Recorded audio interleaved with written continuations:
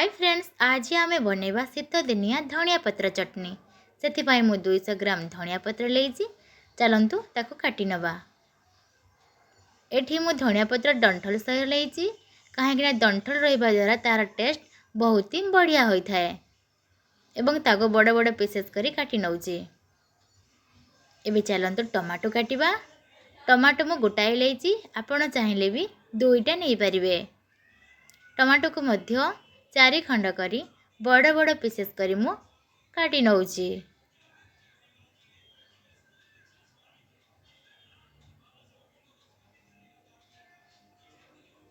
एबे चलंतु पियाज काटी नबा। पियाज को मध्य मु 4 खंड करी काटी नेली।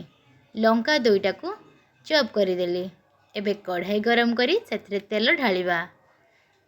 तेल गरम हो आसलानी, सेतरे किछि जीरा, कटा हुआ प्याज, लंका एवं टमाटो रखिदबा।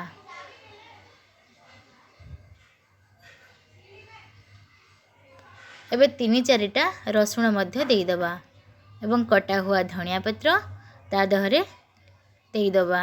किछि लूण स्प्रेड करिबा एवं 2 मिनिट पई छाड़ी दबा। 2 मिनिट हो गलानी, देखो केमती सिझी गलानी। आमे एपट सेपट करी आउ 2 मिनिट रखिदबा। 2 मिनिट हो सारा पर देखंतु परफेक्ट भाव सिझिलानी। ताकू आमे